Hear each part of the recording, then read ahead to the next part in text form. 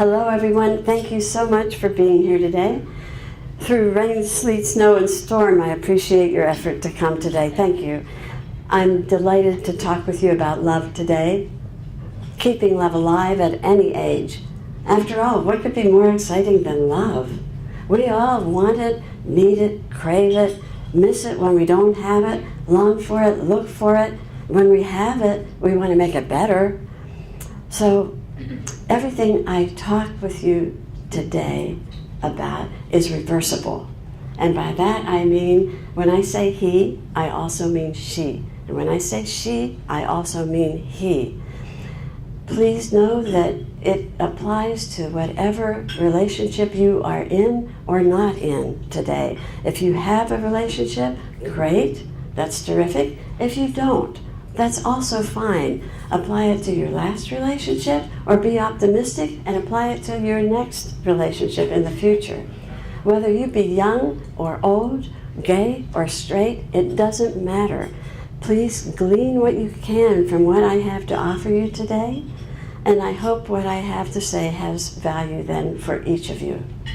So with that, let us begin. I am constantly intrigued by the number of people who are distressed in some way by their love relationship or their lack of a love relationship.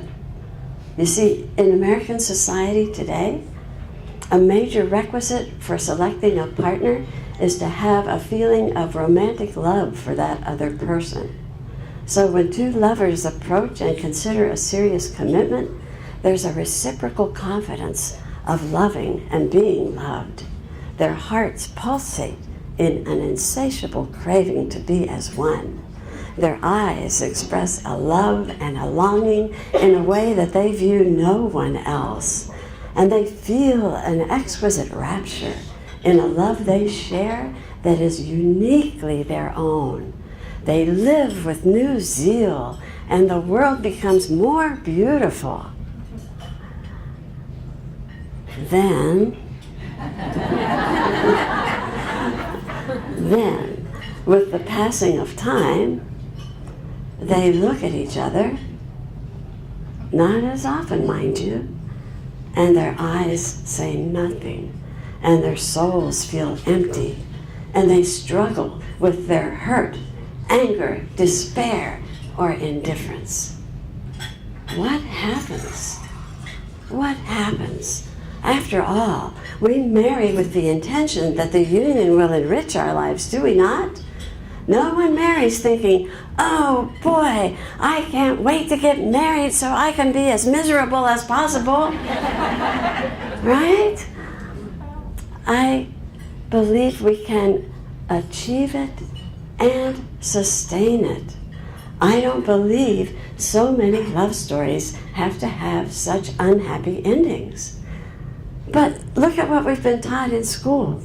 We're so busy learning history and trigonometry and chemistry and computers. Yeah, computers out the kazoo.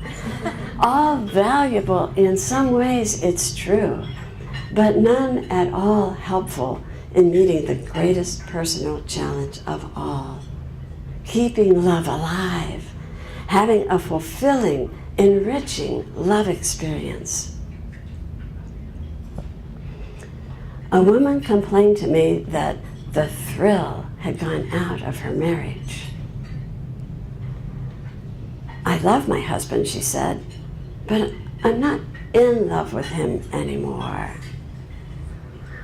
I bet more than a few of you can relate to that, sadly.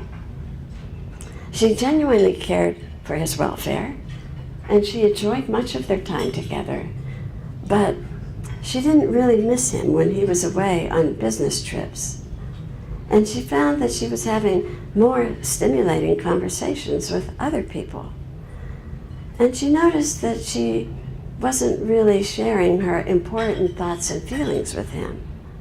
In other words, he existed on the periphery of her emotional life.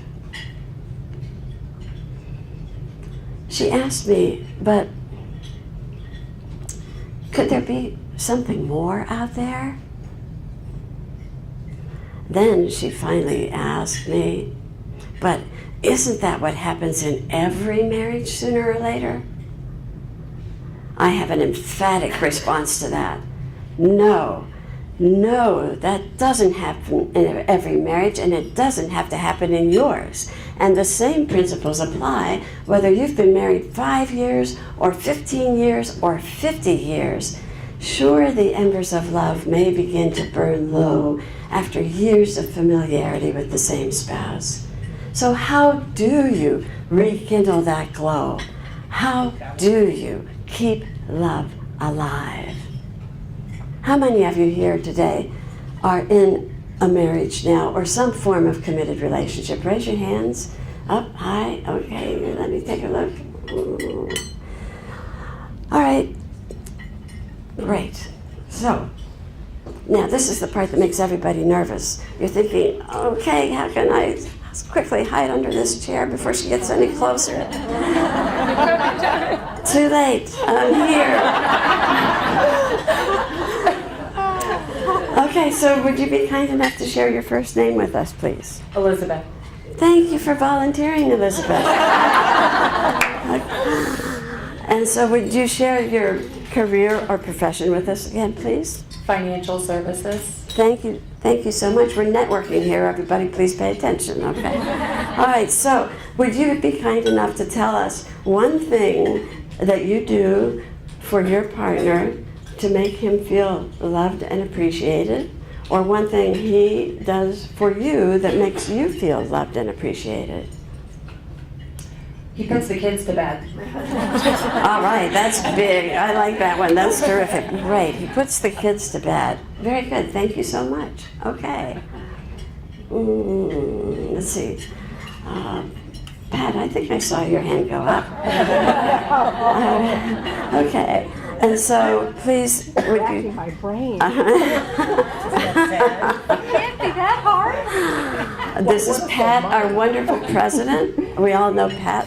She just spoke and introduced all of us to the wonderful club that we're in. And so, Pat, again, would you share with us what is it that you do for your profession? I'm a realtor. With Lang Realty. Thank you very much. You're welcome. All right, and so one thing that you do for your partner to make him feel loved and appreciated, or one thing he does for you to make you feel loved and appreciated? He's very supportive of what I do. Good. All right. Were you going to continue? That's the best thing. Okay, good. All right, he's very supportive of what she does. I think that's excellent. I think we could all appreciate that. That's beautiful. Thank you very much. Who else was here that raised their hand? Give me one more. One more.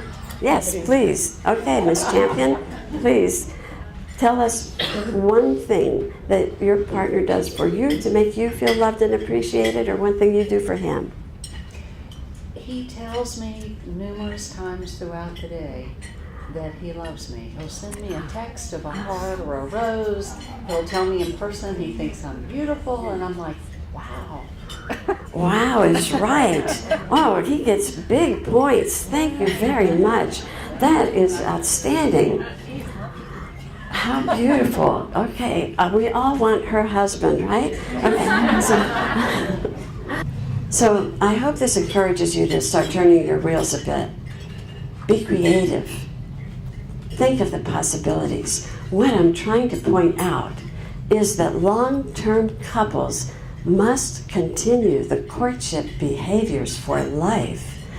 Let me say that one more time, because that's one of the most important things I'm going to share with you today. Long-term couples must continue the courtship behaviors for life. The reason a relationship is so alive at the beginning is because two people are expending a great deal of energy to keep it vibrant. They do things like tell each other positive, loving things and what they like about each other. The early fire won't be kept alive without attention and effort. Sure, you did a lot of thinking at the beginning to keep each other happy then. So I'm going to give you some tips from my many many years of working with people who want to love and be loved.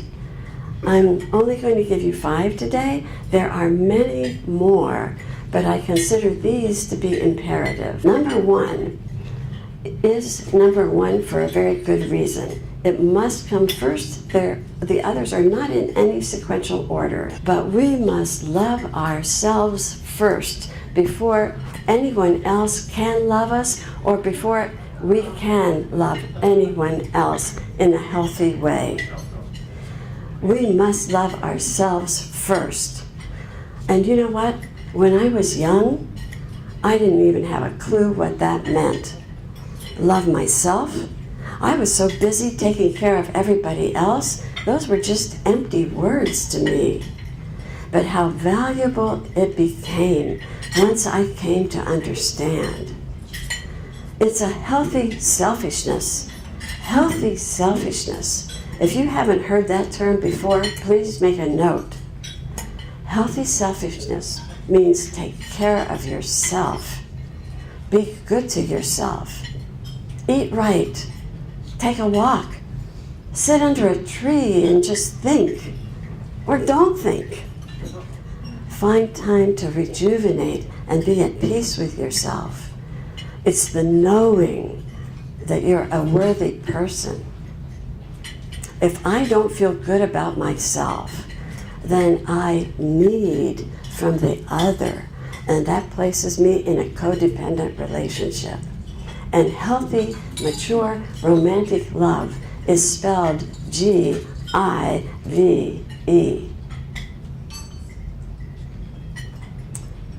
It's a partnership between 2 autonomous equals, not a weak and a strong, not the knight and the maiden types of roles. If I don't feel good about myself, I have very little to give. It's an integration of self-efficacy, self-confidence, and self-respect. Number 2, time. Time. Spend quality time together. Romance means that we treat the relationship as important. Remember at the beginning how many things we put on the back burner so we could be spending time with this person? Now where is he or she on your list of priorities? Don't minimize the value of romantic walks and talks and holding hands and candlelight dinners. Plan to spend time together, to go places together, to do things together, have fun together. Name me 3 things that people in love can do that doesn't cost money. Yeah, I know what you're thinking, and I'm with you on that. Making love is so way up there.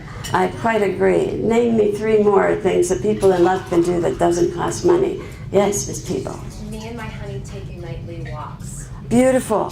Thank you. I love that. Me and my honey take a nightly walk. That's a wonderful time for quality time to spend talking and sharing and learning one another. Yes? My husband and I, we wait for our son to fall asleep and then have dinner together. Say that again. We wait for our son to fall asleep and then have dinner together so we can actually talk. So you can actually talk. Beautiful. Thank you so much. Yes. Writing letters. It's really good. Writing letters to each other. Yeah. Yes. Do you know that at Valentine's Day, what do people in America want more than anything else? A love letter. More than candy, more than flowers, more than gifts, more than anything else, write a love letter to the one you love. That's what they want from your heart. Thank you, Elizabeth. That was excellent. Yes, Elise. I'm coming. Okay, thank you. You look lovely. Thank you. Yeah, hi. I find just being kind and considerate and saying please and thank you makes a big difference. Oh my gosh, you're on my number 3. Okay, that's perfect. Thank you so much. That was excellent. Thank you. Kindness, thoughtfulness, consideration. Yes, okay. Oh boy, one more, okay. 23 years married, and I think the number 1 thing is God. The second thing is my husband, not my children. My children are 3rd and 4th. So I think you put your husband in front of your children is Yes, yes. important. The best gift that you can give your children is 2 happy parents. Thank you very much. And yes, God is front and center. Thank you. I agree with you on that. It is in the professional literature documented that the couple who prays together stays together. So some form of belief or spirituality is important for a couple's growth. It's bonding. Thank you all for your comments. Continue to discover what you love about one another. You can only do that when you spend time together. Number 3, high mutual regard. High mutual regard. This involves thoughtfulness, kindness, sensitivity, support, loyalty, dedication, fidelity, honor, dignity, respect. And to me, love and respect are synonymous. Those 2 words are interchangeable. And value. All the beautiful words that we all want and love and need and care about. And treat your partner as though he is the most important person in the world. Because in your world, he is. Number 4, effective communication. And certainly effective is the key word there. You want to know what I hear more than anything else as the greatest malady among couples today. She doesn't listen to me. He doesn't talk to me. We don't communicate. And they boil with frustration. The chief dysfunction in failing marriages today is not sexual, it's verbal. So turn off the TV and the computer. How many couples sit for 3 hours in front of the TV and then 3 more hours in front of the computer? How much they have missed, how much they could have enriched their relationship instead of watching Wheel of Fortune. I mean, really. Instead of tuning into Twitter, tune into each other. Couples are becoming strangers living in the same house. We don't know each other's thoughts and feelings and fears and wants and likes and dislikes and needs and dreams anymore. You know, this brings me, if you will allow me to digress, to a point that I would like to share my pet peeve with you. I'm going to take a moment to tell you what really bugs me. You know how we say, hey, to our friends, I've got something I really want to talk to you about. Can you meet me for a minute? Yeah, I'll meet you at Starbucks in an hour. Okay, great. And so we go. And who is there but the alluring mistress? And then sometimes we'll say something like, hey, Rick and I want to meet you and Bill out for a nice dinner Saturday night. Can we go somewhere quiet? I really miss you. Let's talk. Okay, so we go. But who's there? The alluring mistress shows up again. And we have such beautiful venues where we can go to culturally learn from the masters and enrich our soul. But once again, who shows up? The alluring mistress. She preempts everyone and everything. She's more important to us. Then one more I'll show you that is my favorite, and you might guess that it is the pinnacle of romance, true love at its peak. The alluring mistress is more important. Will they ever know true love? Will they ever feel deeply? What are we doing? Where are we going with this? Now, I know most of these pictures are of young people. So you might be thinking, oh, well, you know, that's the younger generation. But all of us in this room have a cell phone, right? Raise your hand if you have a cell phone, please. And my hand is up as well, certainly. And maybe you also have a tablet, right? And maybe even a laptop, and maybe even more technologies than that. So I plead with you, when you are with your loved one, turn them off. Turn them off. But now I am giving a talk, and I have one more point to give you, so I will get back to my speech and talk with you about point number 5, which is very beautiful. It is about touch. Oh, the sweet nurturance of touch. It's like magic. Sidney Girard, a professor at the University of Florida, did a touch frequency study among people in ordinary conversations, both in Paris and the United States. In the course of an hour in coffee shops, people in Paris touched 110 times per hour. Here in the United States, in Miami, twice. We live in a touch-starved society. I urge you to touch one another in kind, warm, gentle, tender, loving ways. Now, some of you may be thinking, oh, yeah, I used to think all this love stuff was wonderful.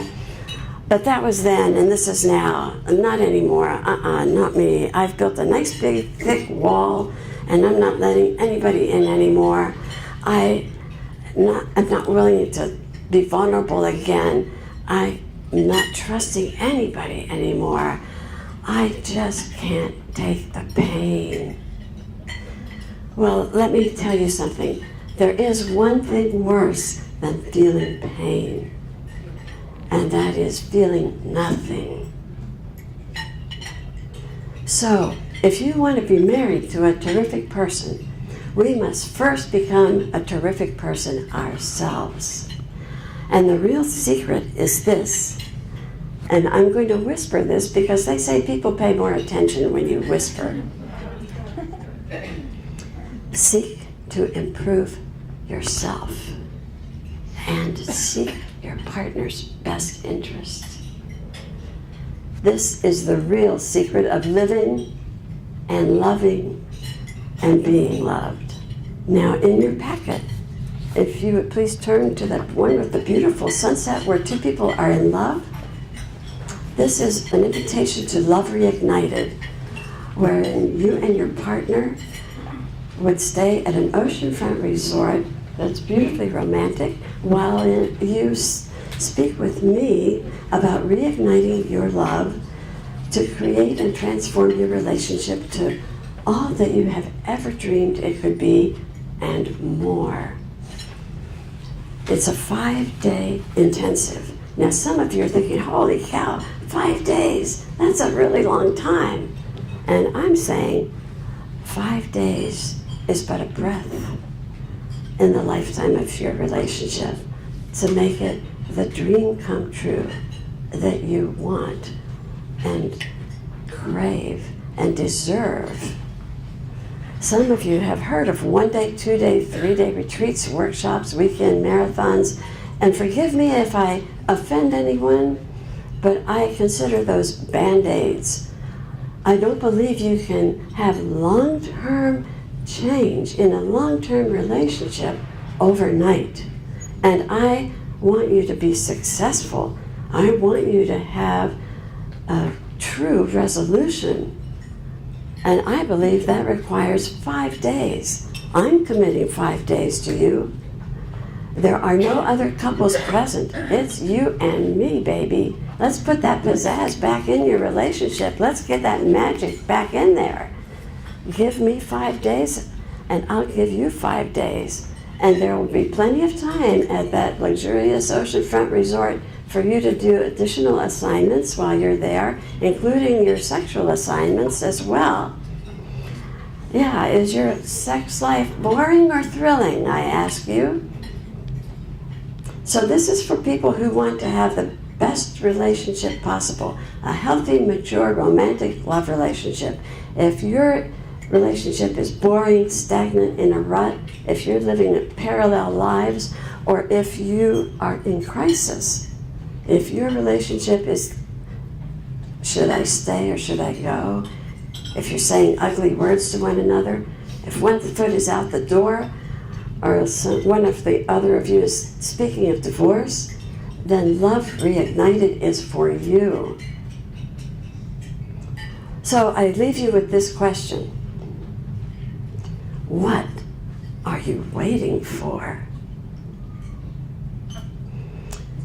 I thank you all for your kind attention, and I wish all of you true love.